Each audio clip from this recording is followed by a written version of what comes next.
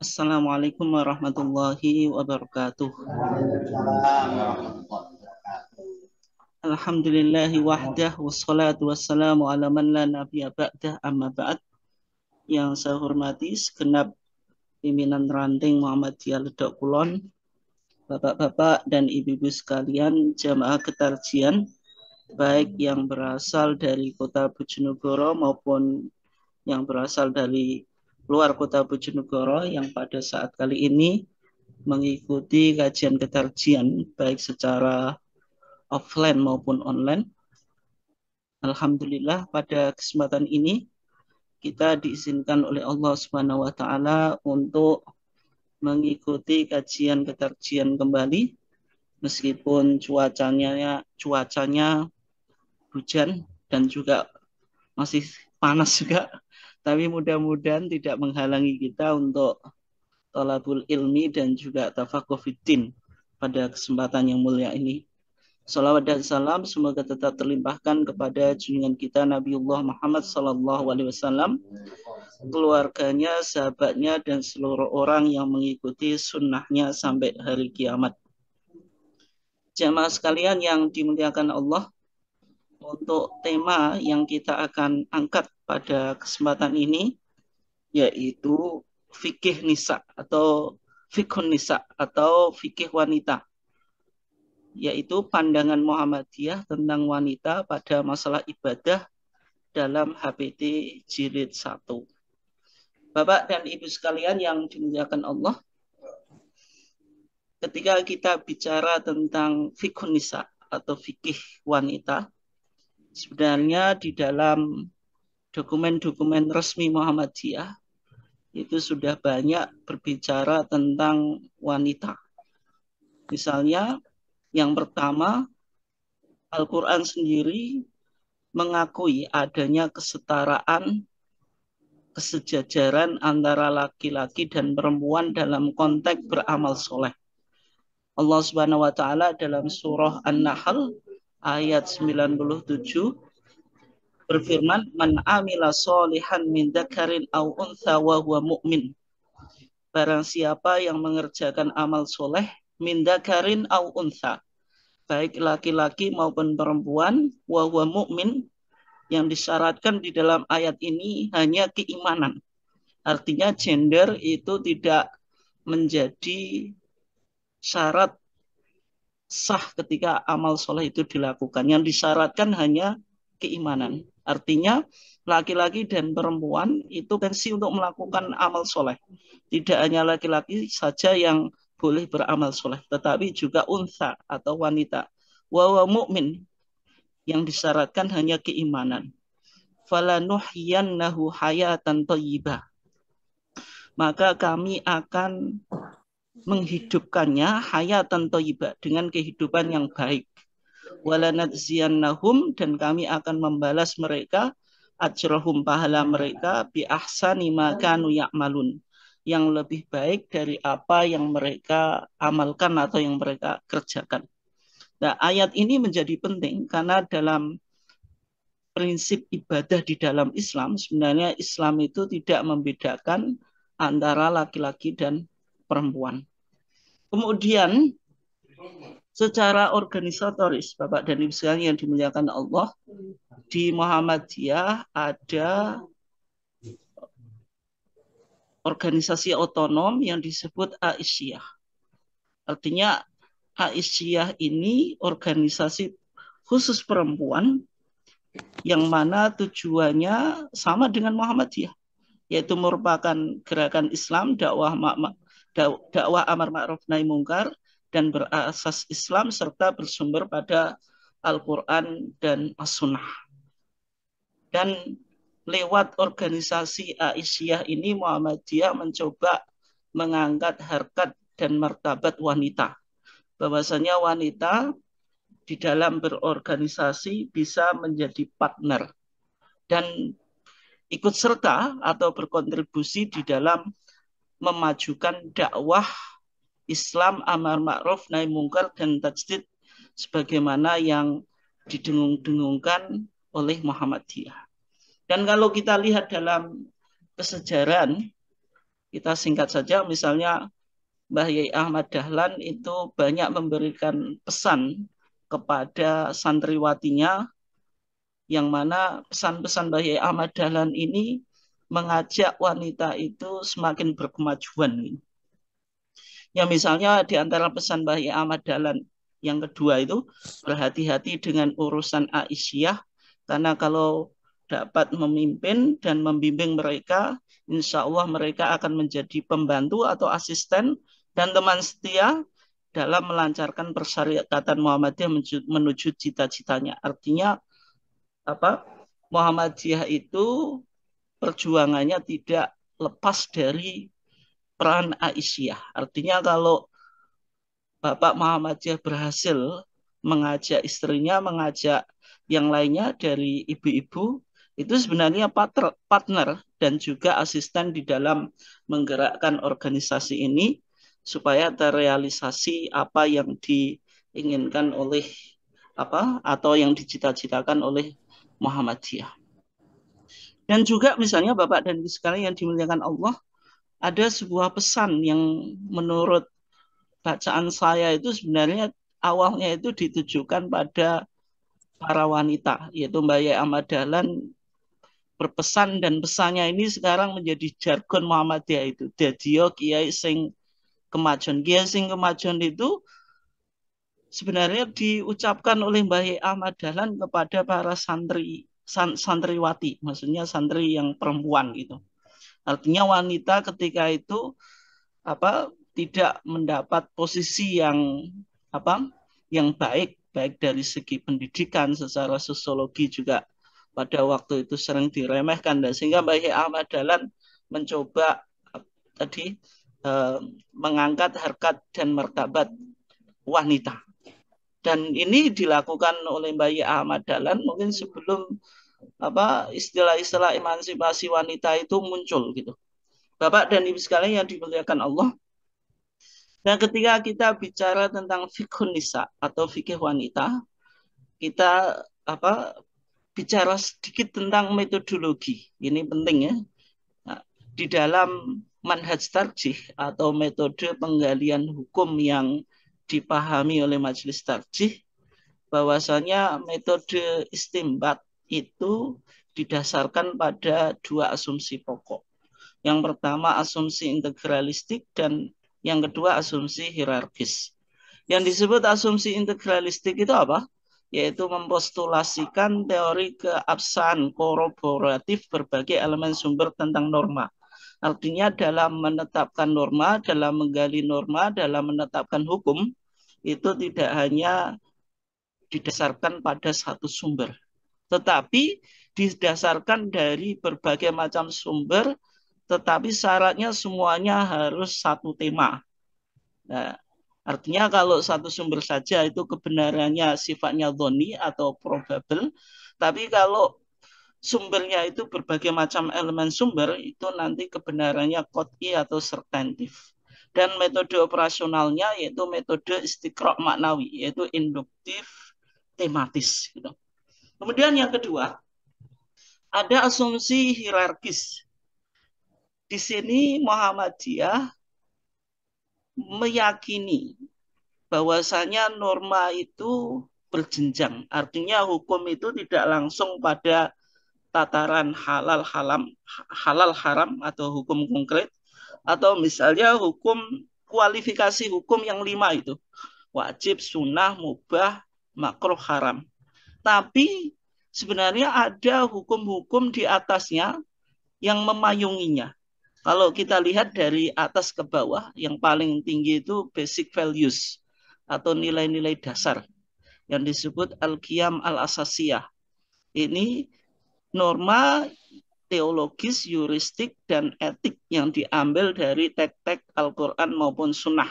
Misalnya contohnya tauhid, keadilan, kebebasan, kemudian persamaan, dan sebagainya.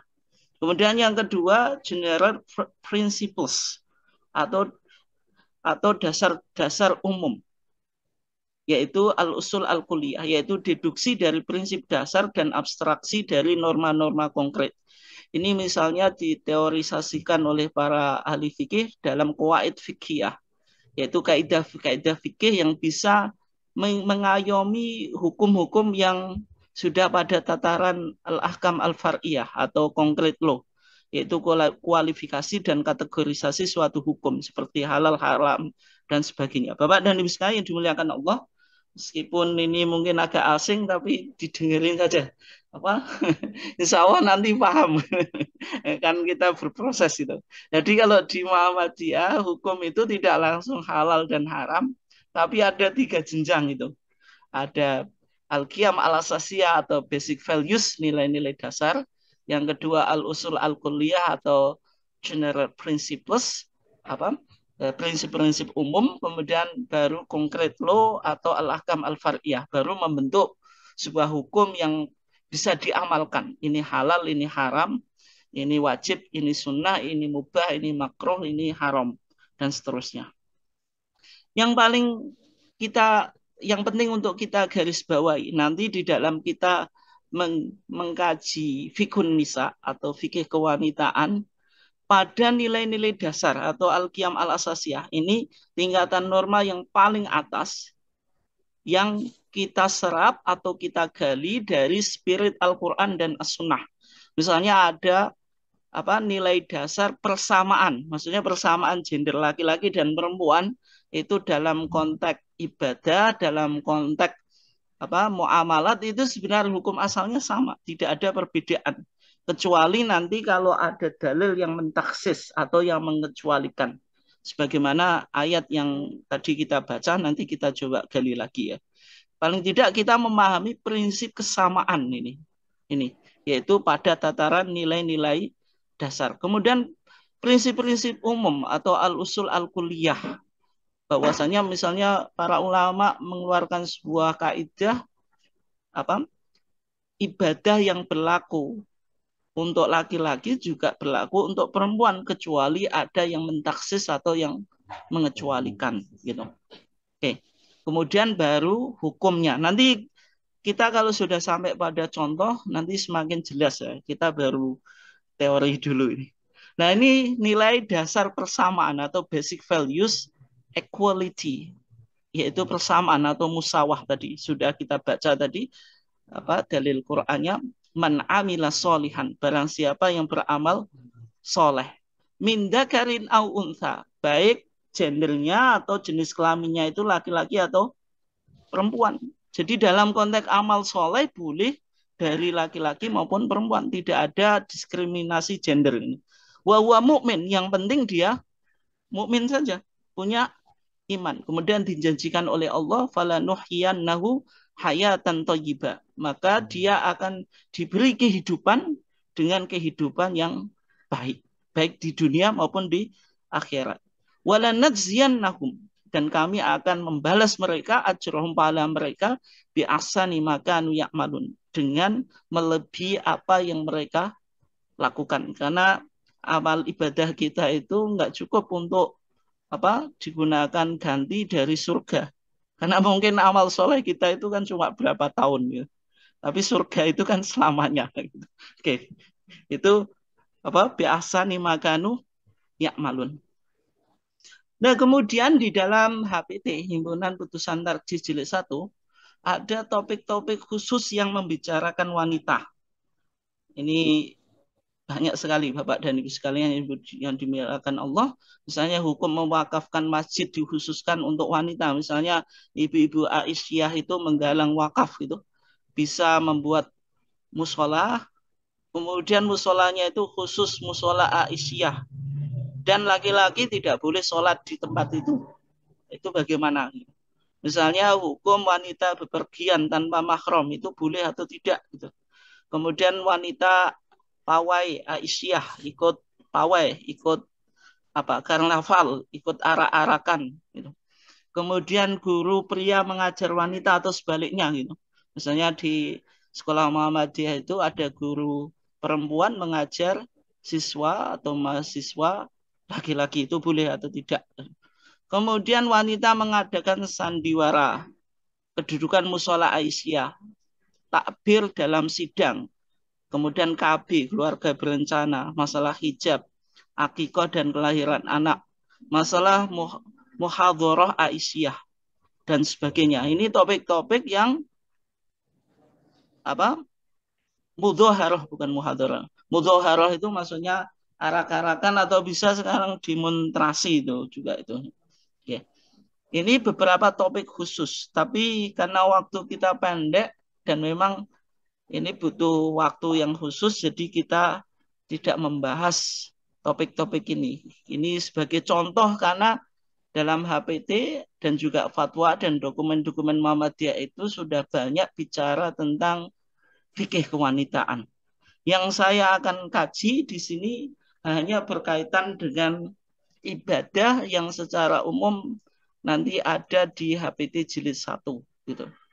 Kita awali yang pertama pada kitab Thaharah, yaitu kitab tentang bersuci. Di sana ada sebuah pertanyaan nih, karena ini juga menjadi politik identitas di masyarakat. Misalnya kalau suami menyentuh istrinya, itu batal atau enggak gitu wudhunya. Nah, itu. Nah, di situ kalau di masyarakat yang secara umum madhabnya Syafi'i gitu. Oke, saya awali dari situ. Kalau kita lihat di dalam kitab fikih Syafi'i, ini ada kitab fikih apa? Takrib ya, yang ditulis oleh Syekh Abu Suja. Takrib ini cukup terkenal ya. Di sana dikatakan waladhi yang kudul wudhu khamsatu asya. Yang membatalkan wudhu itu 5 perkara. Salah satunya walam surajuli al-mar'ata al-ajnabiyah. Laki-laki itu memegang wanita ajnabiyah. Maksudnya bukan mahram gitu. Bukan ajnabiyah itu bukan mahram. Nah, kalau suami memegang istri itu mahram atau enggak? Nah, istri itu bukan mahram. Ya. Ya. Sehingga kita lihat di takrib tadi di penjelasannya yaitu Fathul Qorib Al-Mujib yang ditulis oleh Ibnul Qasim Al-Ghazi. Di pesantren itu di pesantren tradisional di Indonesia yang notabene bermadzhab Syafi'i itu ada kitab trilogi Fathah. Ada Fathul Qorib Mujib yang kita tampilkan di sini, kemudian ada Fathul Mu'in, ada Fathul Wahab. Itu tingkatan dari bawah sampai Fathul Wahab. Berarti kalau Fathul Wahab itu ya, kalau santri sudah sampai situ ya betul-betul alim. Artinya sudah kapabel untuk menjadi seorang kiai gitu. Itu tingkatan kitab fikihnya. Kita di sini kita tampilkan kitab fikih Fathul Qorib Mujib, kitab yang paling bawah, meskipun paling bawah juga susah karena tidak semua orang bisa mengkaji kitab ini juga. Ya. Di sarahnya itu tadi kan Syekh Abu Suja mengatakan lam surajuli al-mar'ata al-ajnabiyah, yang membatalkan wudhu itu seorang laki-laki menyentuh wanita yang ajnabiyah, yang asing, maksudnya bukan mahram. Maksudnya apa? Ya, menyentuh bagaimana nanti dijelaskan ya. Nanti menyentuh itu artinya min ghairi hailin, tanpa ada penghalang. Misalnya kalau tertutupi baju ya nggak batal. Atau mungkin yang satu pakai kaos tangan ya nggak batal. Artinya kulit ketemu kulit. Kenapa? Karena akan memberikan rangsangan. Kalau baju dengan baju kan nggak. Nah, ajnabiyah tadi ghairul mahram, bukan mahram. Tapi jangan dipahami muhrim, karena di masyarakat itu bilang muhrim. Muhrim itu orang yang ihram. Tapi kalau mahram itu orang yang diharamkan dinikahi gitu. Tadi laki-laki dan perempuan itu harus sampai pada syahwat. Artinya keduanya sama-sama balik.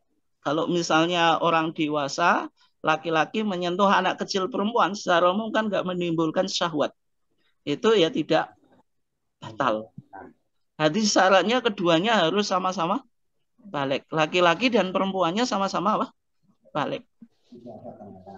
Kemudian tadi mahram, artinya bukan mahram. Kalau mahram itu tidak membatalkan, yaitu man haruma nikahuha.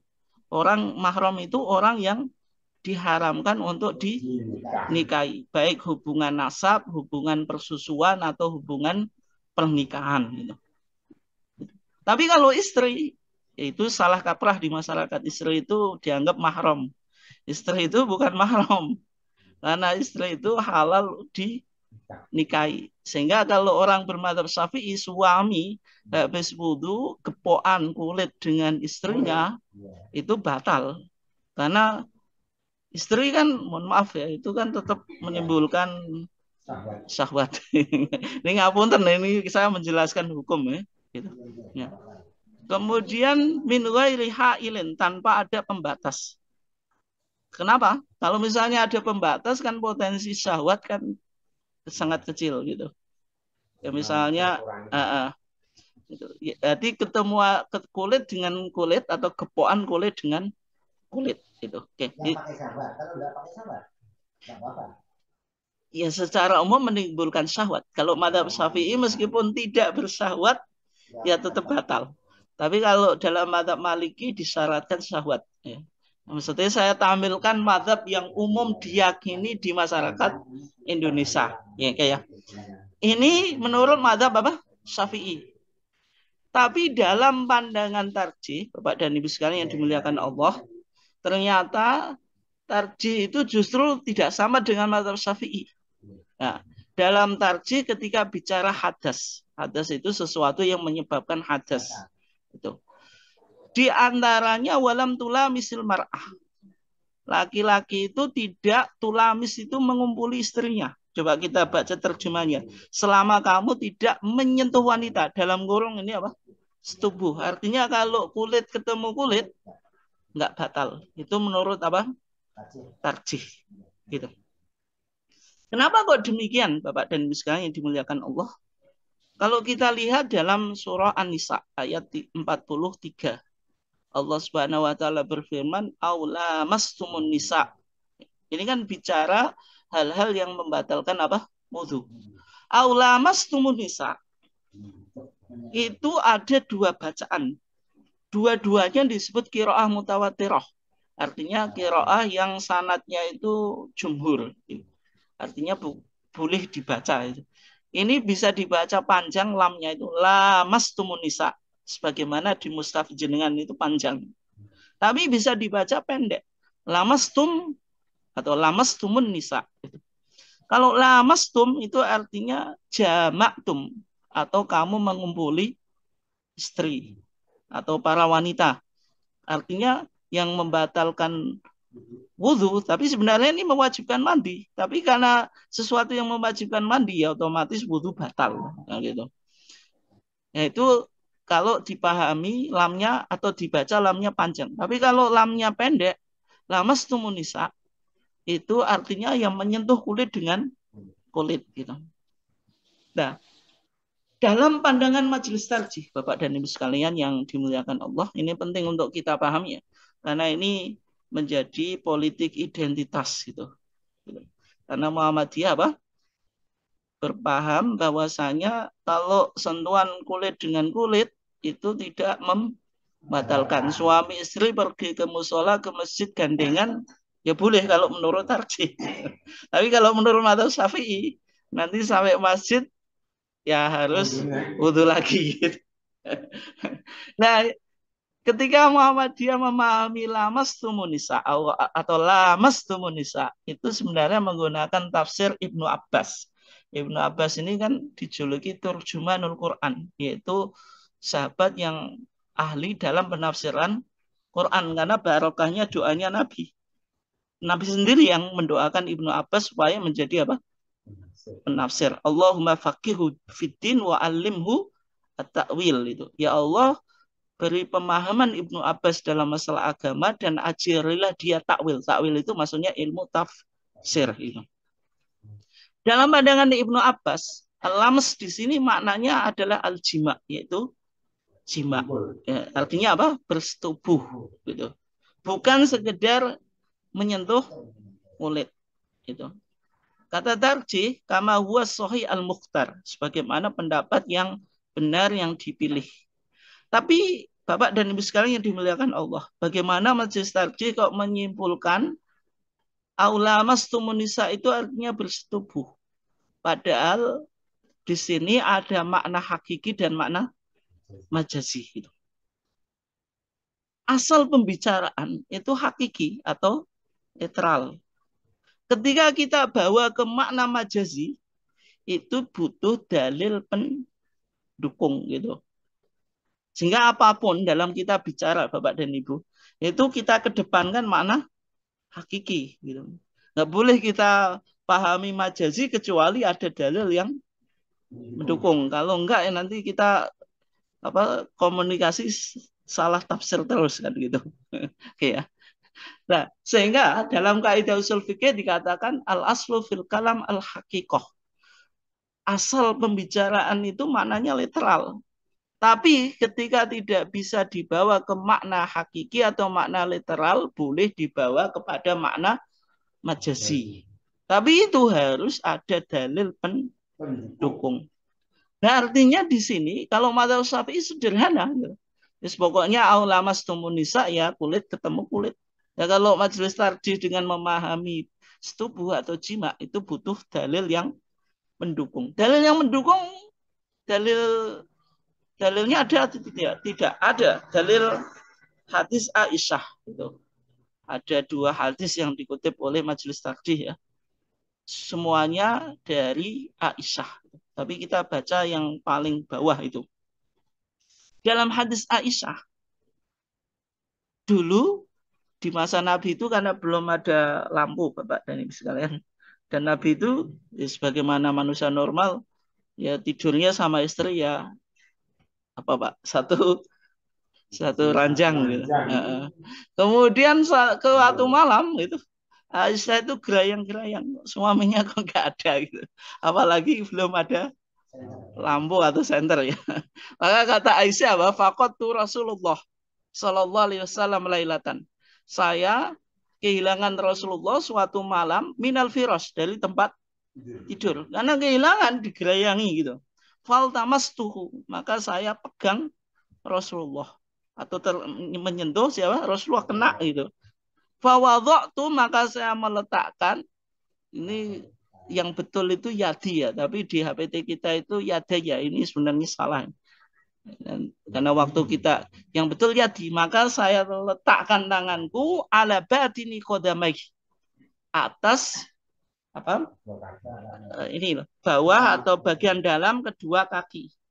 Sehingga dari sebagian ulama memahami dari hadis Aisyah ini, Rasulullah kalau sujud itu tumitnya itu ditempelkan. Karena kan satu tangan bisa menyentuh telapak kaki bagian dalamnya Rasulullah, kan pasti tempel. Kalau enggak kan ya enggak bisa Pak. Kalau misalnya dipegang itu, ya gimana menyentuhnya kan karena pakai satu tangan gitu. Tapi yang berkaitan dengan topik kita di sini kan Aisyah, Rasulullah kan ini posisinya apa? Sholat gitu loh. Disentuh Aisyah. Nah, artinya ketika Rasulullah kesentuh Aisyah itu Rasulullah tetap sholat. Artinya wanita ajnabiyah dalam konteks ini Aisyah sebagai istri itu menyentuh suami itu tidak membatalkan wudhunya gitu. Nah ini kenapa kok tarjih memahami aulamastumun nisa itu artinya jima atau berkumpul. Meskipun ini tadi berbeda dengan penafsiran madhab Syafi'i. Oke. Itu contoh apa? Fikih wanita di dalam apa? Muhammadiyah tadi. Oke, Bapak dan Ibu sekalian yang dimuliakan Allah. Kemudian yang kedua, kita ambil dari Kitabus Shalah. Kalau tadi apa? Kitabut Thaharah. Dalam kitab sholat, putusan 1929 ya, di Solo. Ini putusan majelis tarjih pertama. Ketika bicara tentang sholat, itu majelis tarjih dalam kaifiyah sholat itu tidak dibedakan antara laki-laki dan perempuan. Ini penting Bapak dan Ibu sekalian yang dimuliakan Allah. Kita coba lihat dalam apa? Fikih Syafi'i. Saya menggunakan referensi yang sama tadi, yaitu kitab apa? Fathul Qorib mujib itu, atau matanya takrib. Di dalam kitab Mazhab Syafi'i, dalam masalah sholat itu ada perbedaan laki-laki dan perempuan. Ada 5 hal atau 5 perkara yang membedakan laki-laki dan perempuan dalam masalah apa? Sholat. Tapi kita ambil yang pertama. Di sana dikatakan wal mar'atu tadhummu ba'daha ila ba'din. Wanita itu kalau sholat, anggota tubuhnya itu ditempelkan dengan yang lainnya. Maksudnya apa? Perutnya itu ditempelkan dengan kedua pahanya ketika rukuk dan sujud. Makanya mohon maaf ya kalau bahasa Jawa nih, kalau ibu-ibu itu kalau di masyarakat diajarkan kalau rukuk dengan sujud itu agak demek gitu. Kan ya kan? Kalau rukuk kan katanya mengempit ini ya, gitu ya. ya. Kemudian sujud juga sama gitu. Artinya apa? Laki-laki dengan perempuan apa? Beda. Beda itu. Ini dalam mazhab apa? Syafi'i. Nanti sebenarnya ada dalil, tapi dalilnya itu mursal, artinya dhaif. Dan dalil logika itu dalam mazhab Syafi'i menggunakan taklil al-fikih, logika fikih, kalau yang semacam itu bisa memproteksi aurat wanita. Tapi yang menarik Bapak dan Ibu sekalian yang dimuliakan Allah, kalau kita lihat di dalam tarjih ya, ternyata di penutup kitab shalah tarjih bilang apa? Mulahadhah, perhatian, wala farqa baina rajuli wal mar'a fi hadzal kaifiyah. Tidak ada perbedaan laki-laki dan perempuan di dalam tata cara apa? Salat. Artinya rukuk dan sujudnya wanita itu ya sama dengan laki-laki. Kenapa? Li'adami wurudi al-hadis bidzalika, karena tidak ada hadis tentang hal itu.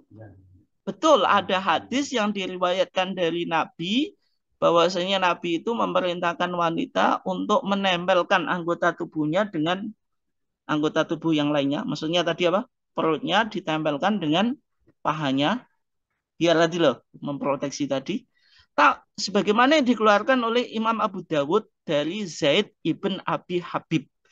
Tapi dikatakan illa anna hadzal hadits mursalun. Sesungguhnya hadis ini apa? Mursal. Artinya tidak bisa dijadikan sumber hukum. Karena mursal itu termasuk hadis dhaif. Karena dalam Muhammadiyah sumber hukum itu harus sunnah makbulah. Kalau enggak kriterianya sahih ya hasan. Sehingga hadis ini tidak bisa diamalkan. Jadikan patokan. Kemudian yang kedua, kalau alasannya memproteksi tadi aurat. Sekarang kalau konteks Indonesia wanita itu kan sholatnya sudah pakai mukena. Mungkin baju pun juga nggak terlalu ketat kan. Sehingga misalnya sujudnya normal kayak laki-laki pun juga apa tidak nggak maksudnya ya tetap apa tetap auratnya itu tertutup lah. Apalagi pakai mukena Bu ya gitu. Ya. Oke. Oke. Kalau kita lihat Bapak dan Ibu sekalian yang dimuliakan Allah, di dalam HPT jilid 3 ketika Majelis Tarjih menyebut hadis-hadis yang berkaitan dengan sujud ya. Ketika Rasulullah sujud itu Rasulullah apa? Rasulullah itu tidak merapatkan kedua tangannya dari kedua tiaknya, artinya dibuka gitu. Ya.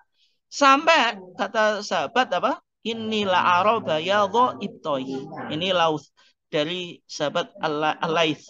Sampai saya melihat putih kedua ketiaknya.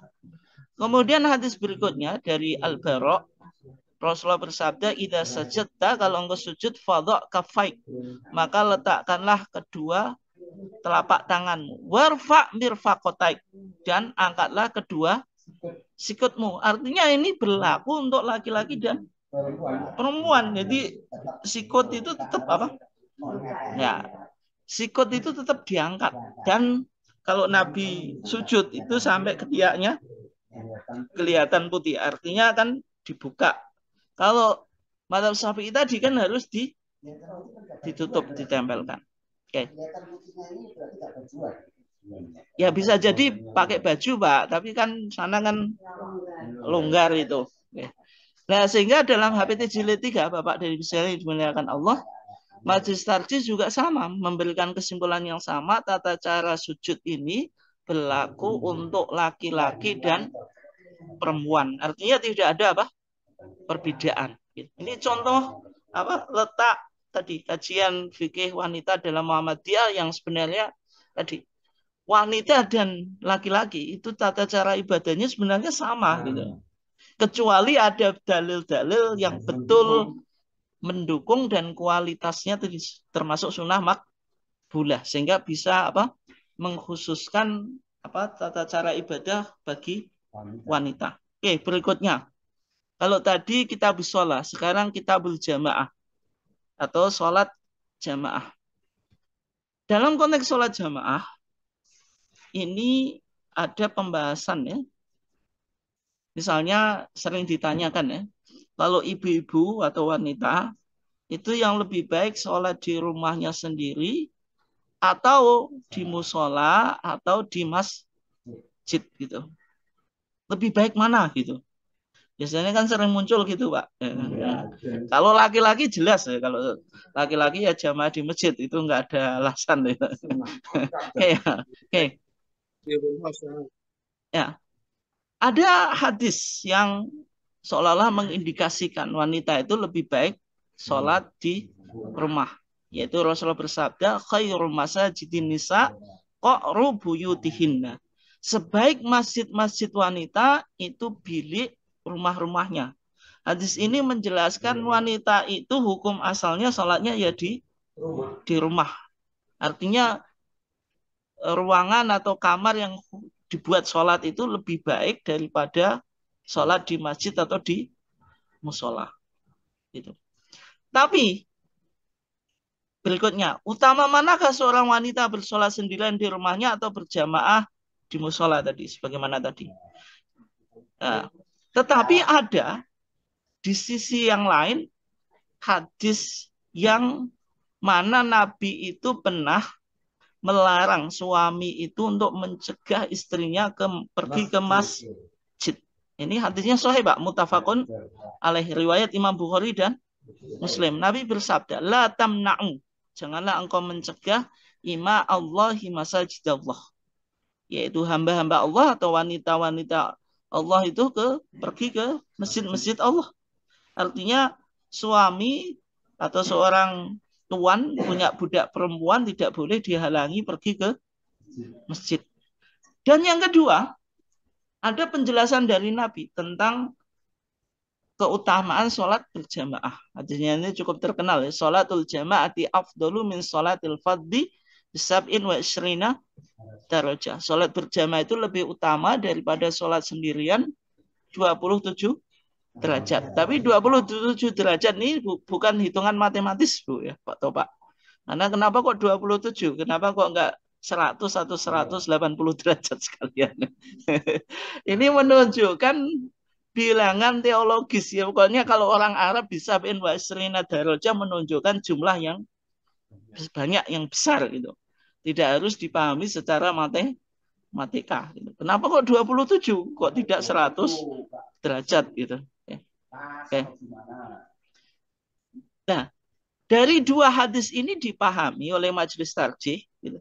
Karena tadi hadis yang mengatakan sebaik-baik masjid wanita itu bilik rumahnya, ini hadisnya juga sahih. Hadis yang kedua dan ketiga ini juga sama-sama apa? Sahih.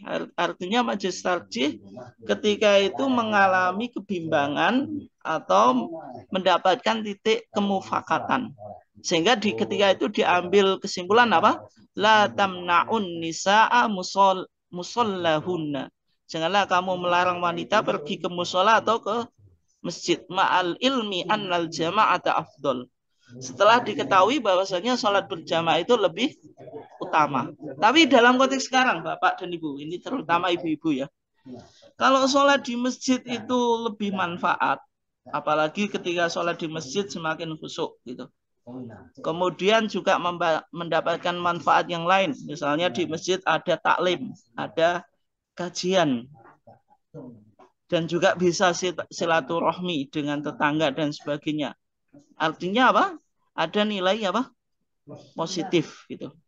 Kemudian di masjidnya juga tidak pakai parfum yang menggoda jamaah laki-laki, tidak pakai lipstick sing apalah gitu, menor-menor gitu. Artinya ya pakaian normal gitu. Tapi dalam arti tidak pakaian sing menggoda itu ya. Kemudian artinya kehormatan wanita itu terjaga. Apalagi dalam konteks sekarang kalau pergi ke masjid ya aman nih. Tapi di zaman Nabi bisa jadi tidak aman karena kan masyarakatnya masih padang pasir gitu. Artinya keamanan itu menjadi pertimbangan. Sehingga kalau dalam konteks sekarang wanita itu kalau tadi terpenuhi syarat-syarat tadi ada keamanan, tidak menimbulkan fitnah, pergi ke masjid mendapat manfaat, itu ya lebih baik sholat di masjid. Kemudian berikutnya, masa wanita sekarang wis pergi ke mall, pergi kemana saja Bu, keluar kota macam-macam, nggak ada yang melarang. Masa pergi ke masjid kok dilarang? Padahal di pasar biasa kan sekarang nggak ada wanita yang ya kan pergi ke pasar, ke tempat kerja apapun kan boleh. Masa giliran ke masjid yang jelas untuk kebaikan tidak boleh.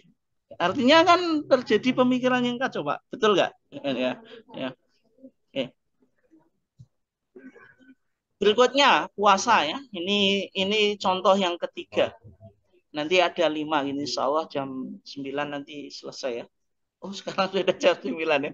Insya Allah 10 menit lagi Bapak dan Ibu sekalian yang dimuliakan. Oh ya.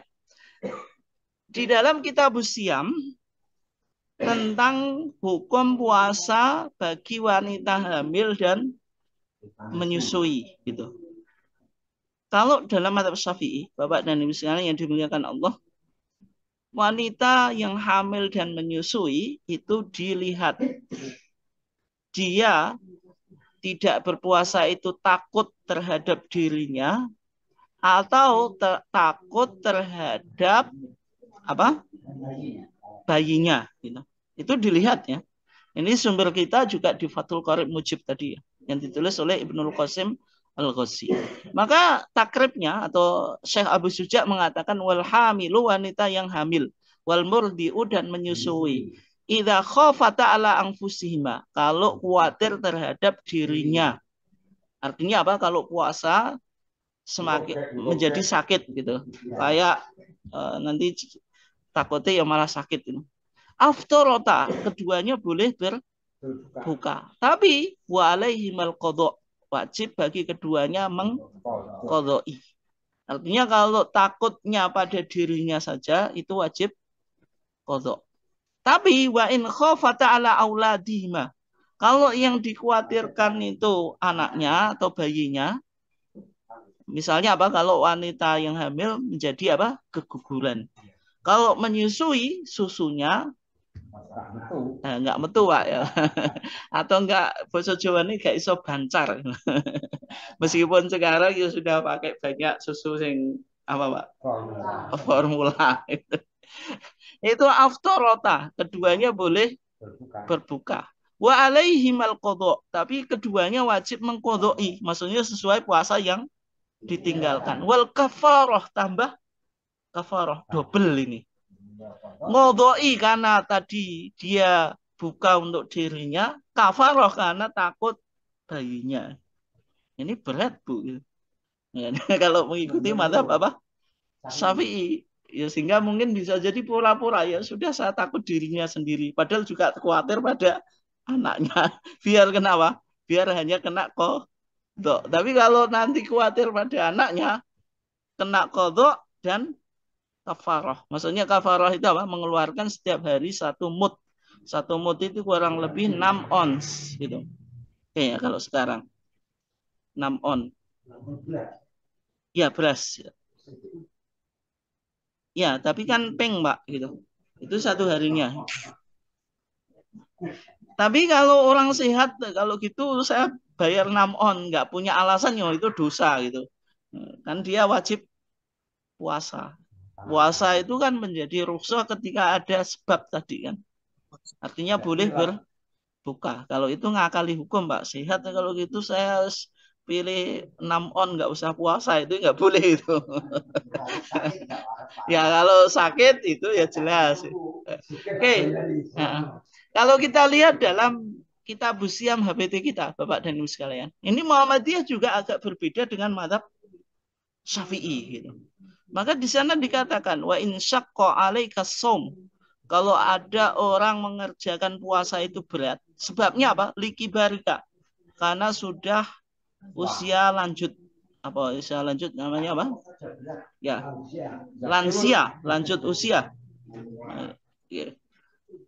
Sudah apa usianya sudah lanjut, sudah lansia, visinya sudah tidak kuat untuk puasa. Au maradin muzbinin atau sakit yang menaun, la yurjaburuhu yang tidak diharapkan kesembuhannya. Misalnya sakit diabetes gitu.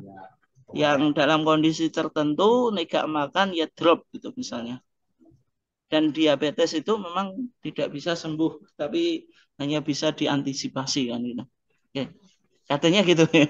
Falakal iftar, maka orang itu boleh berbuka. Gitu. Tapi wafdi bito'ami miskin likul yaumin muddun. Tapi dia tidak wajib kodok, hanya membayar fidyah atau kafaroh setiap harinya 1 mud, ya kurang lebih 6 ons. Tuh. Kalau dilebihin ya berarti ya lebih baik gitu.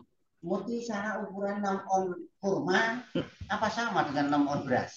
Ya, 1 mud zakat fitrah itu kan 1 sok, Pak. 1 sok itu 4 mud. Gitu. Berarti 6 kali 4, 24. Berarti 2 kilo 4 on. Karena digenapkan setengah itu. Ya itu. Wa kadzali hamlin au irdo. Demikian juga wanita yang hamil atau menyusui. Nah, majelis tarjih Bapak dan Ibu sekalian dimuliakan Allah, ini dalilnya ya. Dalilnya saya baca langsung poinnya saja. Innallaha wadha'a as-shaum. Sungguhnya Allah memberikan keringanan puasa anil hubla wal murdi as-shaum. Innallaha wadha'a anil hubla wal murdi as-shaum. Sungguhnya Allah meletakkan dari orang yang mengandung dan menyusui puasa. Maksudnya tidak mewajibkan. Kemudian Ibnu Abbas berkata kepada ibu yang mengandung anak atau yang hamil, anta bimangzilatil ladzi yutiquhu fa alayki fidyah wala qadha alaik. Ini pendapatnya Ibnu Abbas. Ada seorang ibu yang mengandung seorang anak atau hamil ya. Dikatakan itu wanita itu posisinya kayak orang yang tidak mampu berpuasa atau tadi Syekh Al-Kabir. Orang yang sudah usia lanjut. Fa'alaikil fida, maka cukup bagimu membayar fidyah wala qadha alaik, dan tidak ada qadha. Dan pendapat tarjih ini mengandung prinsip kemudian, Bapak dan Ibu sekalian yang dimuliakan Allah. Terutama bagi wanita, mohon maaf ini, wanita yang suka hamil, suka melahirkan, tiap tahun melahirkan. Ya, misalnya kalau tiap tahun melahirkan, kalau harus kodok itu kapan? Kan melahirkan itu usia kandungan kan 9 bulan. Nanti sama menyusui itu 2 tahun. Waham luhu wafisoluhu fi amain. 2 tahun. Nah nanti kalau 2 tahun tiap tahun mengandung, kapan mengkodoknya kan gitu.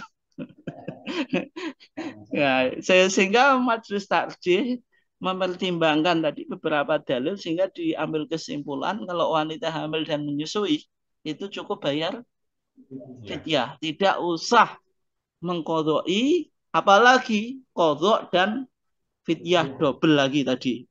Sebagaimana mazhab Syafi'i kalau takut pada kedua anaknya. Oke ya.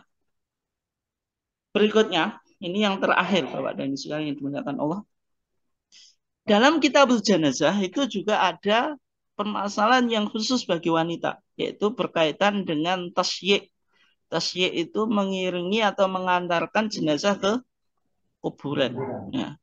Apakah itu boleh bagi wanita? Kalau laki-laki jelas ya. Kalau enggak laki-laki mau mengantarkan, siapa yang mengantarkan? Maka dalam majelis tarjih dalam kitabul janazah dalam apa HPT kita dikatakan wala takhrujin nisa uli tasyi'. Wanita itu tidak boleh keluar untuk mengantarkan jenazah ke makam kuburan gitu. Enggak oleh. Tapi kalau mensolati boleh. Karena apa? Ketika Nabi meninggal, itu siapa yang jadi imam? Sering saya tanyakan itu. Ada yang jawab Abu Bakar, Umar dan seterusnya. Jawabannya siapa, Pak? Ketika Nabi meninggal, siapa yang menjadi imam sholat jenazahnya untuk apa jenazahnya Nabi? Abu Bakar, Pak. Kenapa? Jawabannya tidak ada yang menjadi imam. Karena para sahabat apa? Sholat secara munfaridin atau munfaridan, secara sendiri. Karena sempitnya apa ruangan rumahnya Aisyah. Karena setiap Nabi itu dikuburkan di mana dia meninggal. Gitu. Artinya apa? Sahabat laki-laki yang besar dulu, kemudian anak kecil yang laki-laki, kemudian wanita. Itu sholatnya apa? Sendirian. Artinya wanita juga ikut apa? Mensolati. Dan Aisyah itu juga ketika ada sahabat yang meninggal meminta supaya jenazahnya dibawa ke masjid supaya Aisyah bisa mensolati.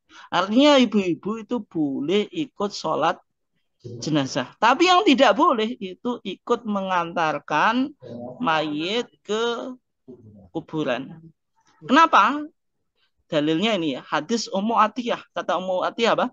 Nuhina anittiba'il janais.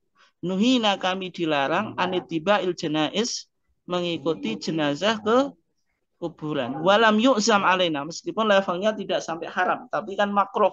Lebih baik ditinggalkan.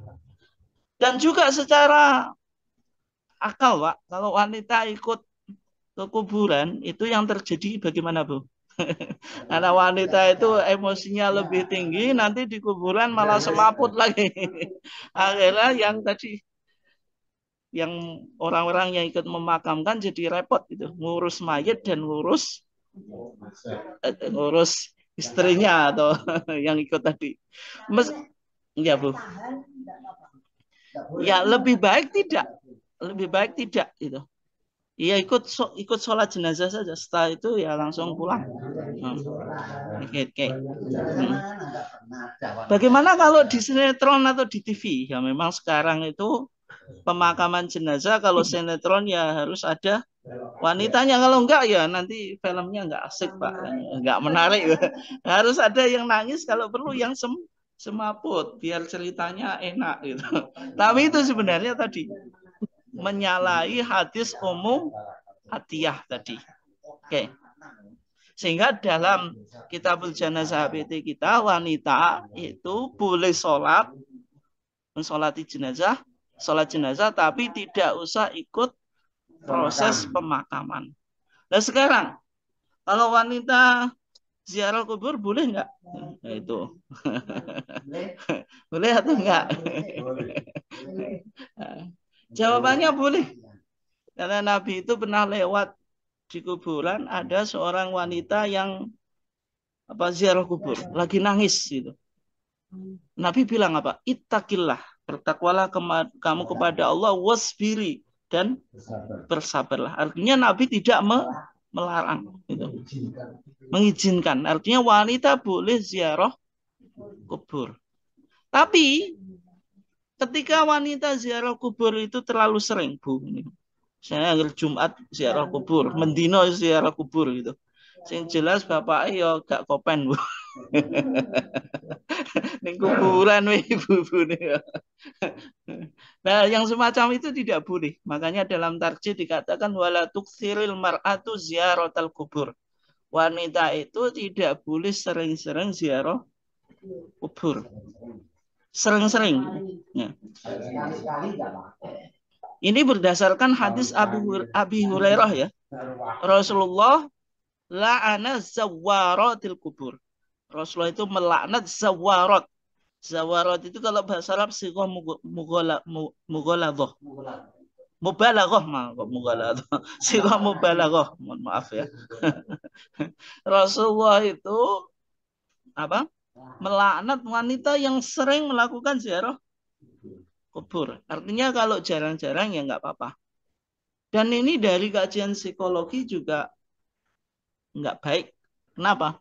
Kalau wanita itu sering ziarah kubur nanti terbawa ke dalam kehidupan. Sehingga ketika hidup itu tidak menjadi optimis. Ingat mbahnya, ingat suaminya. Apalagi yang meninggal suaminya gitu. Akhirnya menjalani hidup itu ya susah terus. Karena akan selalu ingat. Nah, apalagi ketika ingat langsung nangis gitu. Akhirnya menjadikan hidup itu frustasi Bu ya. Nggak semangat hidup lagi. Ya itu jadi masalah. Ya. Oke, mungkin itu kajian kita yang berkaitan dengan fikih nisa. Ya mudah-mudahan kajian ini memberikan pencerahan dan manfaat. Silakan Bapak dan Ibu sekalian yang mau ingin menyampaikan pertanyaan. Yes, monggo yang online dulu. Silakan Pak. Yes.